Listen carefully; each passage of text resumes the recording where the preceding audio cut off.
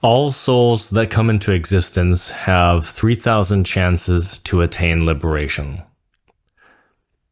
The reason the soul steps out of eternity and into the wheel of samsara is simply the decision the being makes as part of the soul's plan. Every time a soul enters into evolution, they enter the Bhavachakra and ensnare themselves within samsara, or cyclic existence. The karma that accumulates over successive lives is what traps the soul deeper and deeper within the wheel of birth and death. It's generally taught that souls go through 108 existences for every species of creature they evolve through, beginning from the most pure, simple, and pleasant levels of nature, the mineral and plant kingdoms, through the animalia kingdom, and finally to the apex of mechanical evolution, the human kingdom, which for us is technically still the animal kingdom. This is a terrific and arduous journey that takes millions of lifetimes to complete.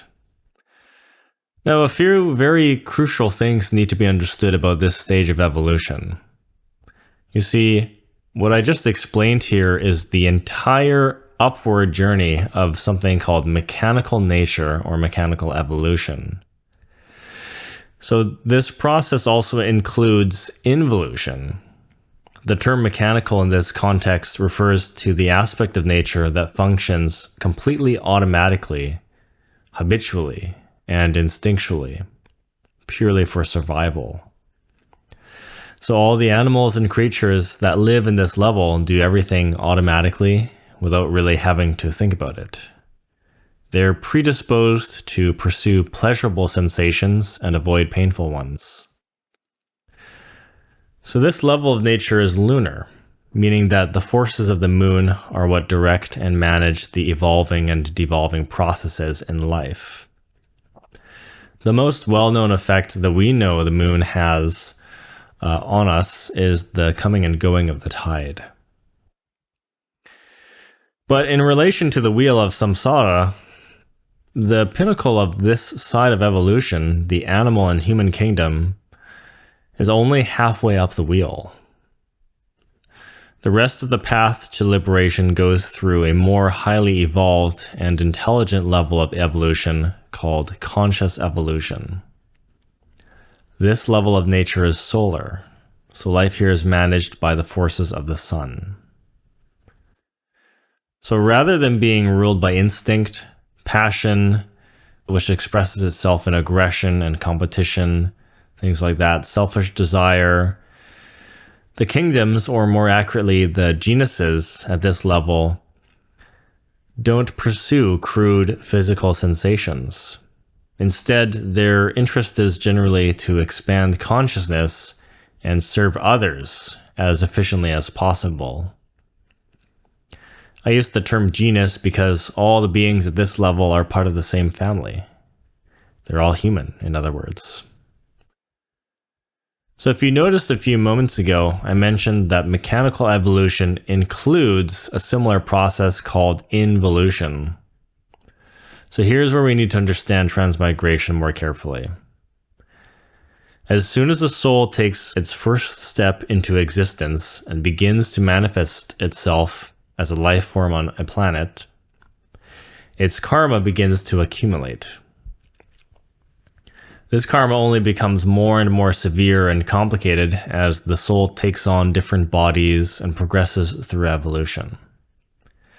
Any soul that has involuted into the human family has accumulated a very large amount of psychological conditioning from all of its previous lives. Not just the human lives, but all lives. Our psychological makeup is the result of our entire collection of previous incarnations, including those from the mineral and plant kingdoms. The mass of conditioning, the mental aggregates that we have, are abundant with crude, animalistic defects, all sorts of conditionings.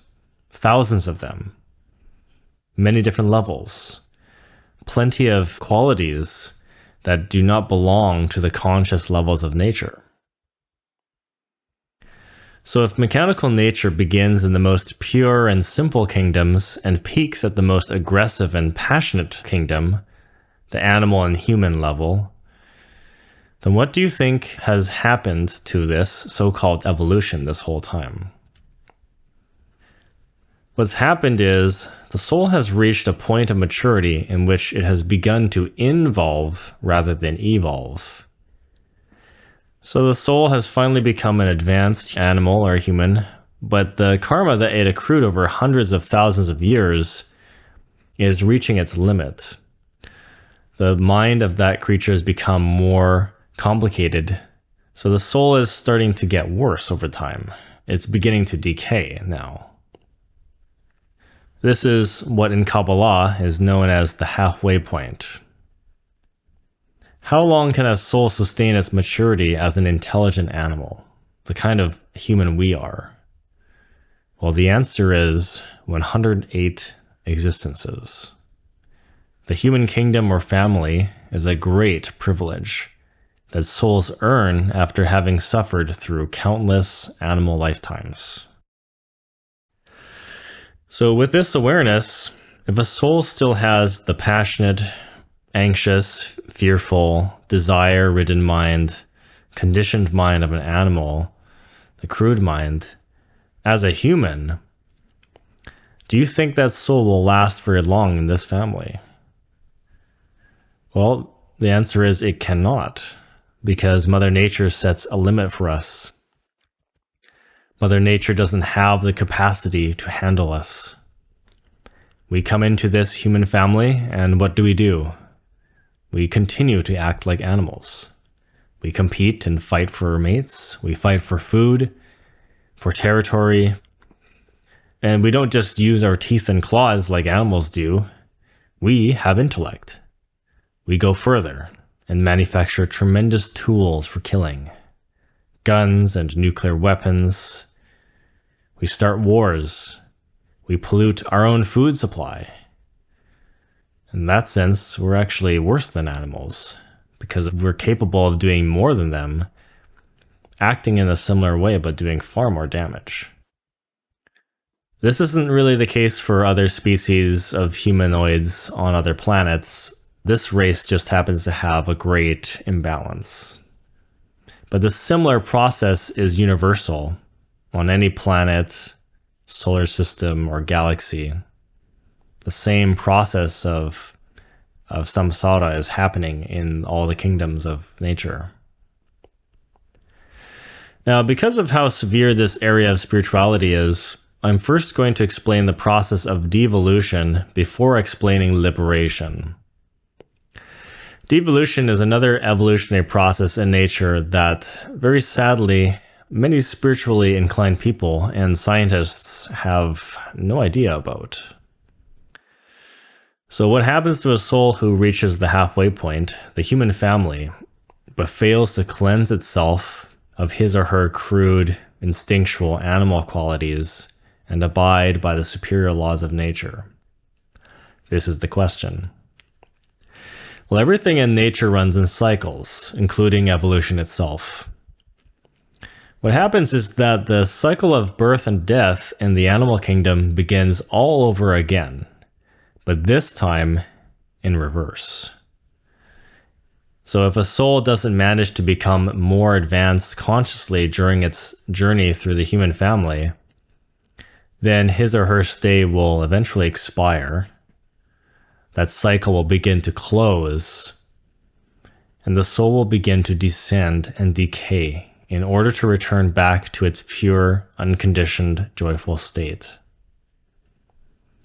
So when this happens, nature takes back the human body that it gave you, and you slowly pass through the animal kingdom all over again in order to go through the purification process of devolution.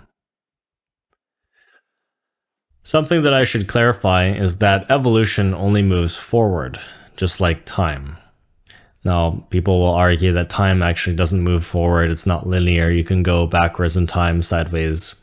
That's not what I mean. Yeah, time can do that, but the way that we perceive time is it's forward, basically. It's linear.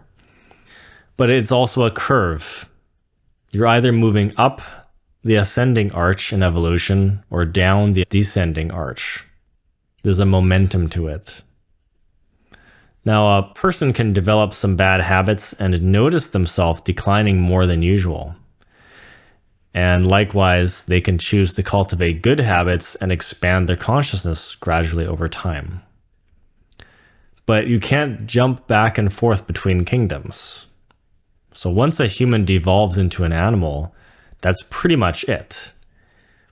If the oversoul doesn't do anything to reverse this, nature's process of samsara has no way for that animal to immediately evolve itself back into a human again, because the momentum had already carried it down to that level.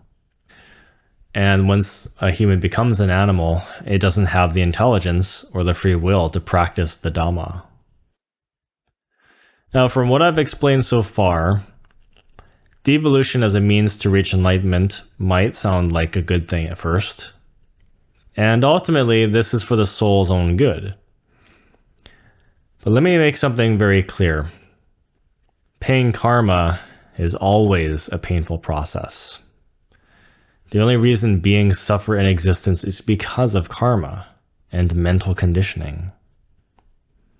So nature's path to liberation is a very gradual process of decay and death, which takes just as long as evolution. It is a painfully slow process that leads the soul deeper and deeper into the most dense and painful, conditioned regions of the mind. The technical term for these subterranean dimensions is subconsciousness, or infraconsciousness. And this is found within the tritocosmos, which is the smallest and most condensed part of the universe. The classical term that all of us are familiar with is hell. I say that the tritocosmos is small because it's situated within the microcosm, which is the human being. But in terms of spatial perception, the infraconsciousness is unknowably vast, just like any other dimension, just like the physical plane. So it's not much different in that respect. When it comes to the devolution experience, the species of animal that you become and the quality of life you experience is directly proportional to the quality of mind that you last left off with. Now, I'm not completely referring to the short-term state of mind that you were in during death. I'm talking about how much ego you had accumulated from all your previous lives until the moment of death on your last life. If you managed to purify your defects to some degree during your last life, but you didn't attain any level of Buddhahood, then your trajectory into devolution will be a bit lighter and easier than most other people. It's logical. Everything in nature goes into its proper place according to vibration. And now at this point, you might be thinking, okay, that sounds like good news. Well, I'll just try my best, and if I don't reach enlightenment, then I'll just become a bird or something, and then devolution won't be that bad. Well, this is the right way to think. That's essentially how it works. But the nature of the animal mind, mechanical evolution, is that it's predisposed to pursue pleasure and avoid pain. So this actually makes the animal mind worse over time. Even for animals that are evolving to become humans one day, since those animals are developing conditions and limitations like fear, anger, craving, which will make them better at surviving, hunting, and mating. What's happening is these creatures and animals that are evolving are becoming more complicated and developing conditions to suit their environment and survive. And that's what we mean by the term involution. Things become more complicated over time, but it's in the process of the evolving curve of nature. But in other words, you're not just going to get whatever conditioning you have left in your mind, chipped and hammered away and pass through some really mild first or second level hell realm for a few years. just because you managed to almost reach enlightenment, but then you failed. That doesn't quite work like this, because souls that are devolving get worse over time. They reaccumulate the ego. So, ultimately, devolving souls inevitably have to pass through all the levels of hell, even if they only started off with the first 1 or 2 levels in their mind when they left here. This just happens because animals get worse over time.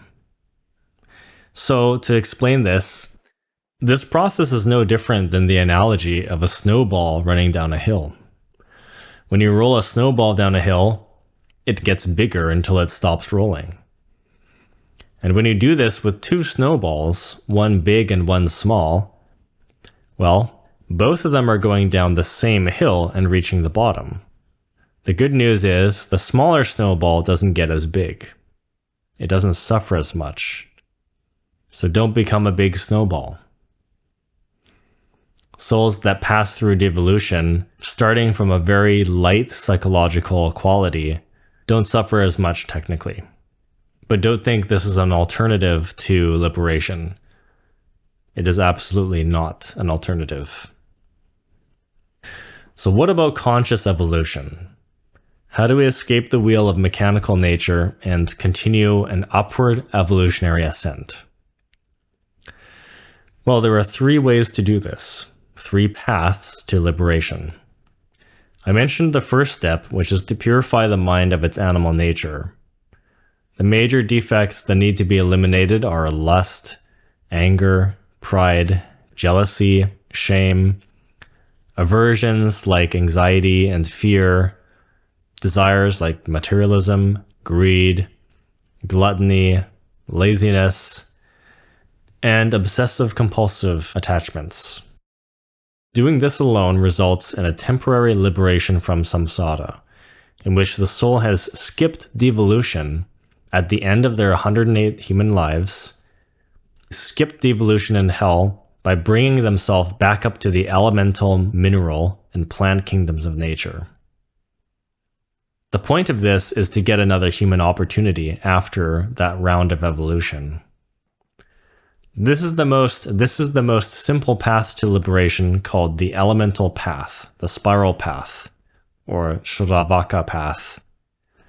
It belongs to the Shravakayana or Sutrayana schools and the Theravada school. So a single person on their own can follow this path, but it doesn't lead to complete self-realization or complete liberation. The point is, it postpones it for another manvantara, or age. So once you've become an elemental Buddha and you've found yourself back in the elemental kingdom again, these elemental souls, or Buddhas, begin an entirely new cycle of evolution, after which they will receive the Dhamma again. Now, this might sound like a bit of a disappointment at first, because some of us may be thinking, well, all this work and then have to pass through all those animal lives again before finally reattaining a human existence? But keep in mind that each round of evolution is tens of thousands to a million to a few million years difference. And especially because this human root race, as a collective, is already almost finished our evolution. So by the time that individual elementals start evolving as animals again, they may not even be recognizable physical animals that we're familiar with. The next root race is going to be more pure and ethereal than us. And likewise, the animals on our planet will be much different, mostly non-physical, and life will be easier. The next path is the nirvanic path, or the pratyeka path, which is taught in Mahayana Buddhism. This path requires a higher creation of the soul by means of tantra, or sexual transmutation. This is what medieval Western alchemy actually was, the practice of suprasexuality. A single person cannot become a nirvani on their own. Through this process, the soul becomes a more advanced kind of Buddha known as an arahant, or a nirvani, or a pratyeka, These kinds of Buddhas are demigods or angels. Again, attaining Buddhahood as a nirvani provides partial liberation, but it can eventually lead to full liberation and self-realization. It's also important to note, however, the caveat is that the journey to full liberation from this level, this higher angelic level, is extremely gradual and slow. These Buddhas rarely reincarnate and take millions of years to do the work, and their ordeals are very small. It's too easy for them, and they are so attached and saturated in their bliss and ecstasy of nirvana, it's very hard for them to give up their heavenly rests and jewels and beauty. So there is always the risk of falling back into devolution at any point. Now, the final path to liberation is the direct path, the straight path, also known as the path of the razor's edge. This is the Bodhisattva path. This is taught in the schools of Vajrayana and Tantrayana, which are the highest level of Buddhist teaching. In Christianity, this method is described as the narrow way. As Jesus said, "Enter by the narrow gate, for wide is the gate and broad is the way that leads to destruction, and there are many who go in by it. Because narrow is the gate and difficult is the way which leads to life, and few there be that find it." This is from Matthew 7, lines 13 to 14. All the paths to liberation can be accomplished in one life. It is possible. The Master Samael explained in the Yellow Book that a soul should expect to attain a certain level of liberation within 10 to 20 years of serious work. However, the Bodhisattva path tends to be very arduous and painful, with tremendous tests and ordeals along the way. This is because attaining full liberation in one life requires that the devotee pays all of their karma at once. There is also a higher aspect of wisdom that must be cultivated that the other paths don't require, which is called bodhicitta. Now, entire talks can be given about this specific kind of wisdom and power, but in summary, bodhicitta is a quality of mind that is supremely compassionate, intelligent, and wise. And at the same time, in a slightly different context, the same word, bodhicitta, can also mean semen, sexual fluid, or sexual energy. You can't just cultivate it through devotion and practice. It requires energy. Now, just like the nirvanic path, this also requires the creation of all the solar bodies.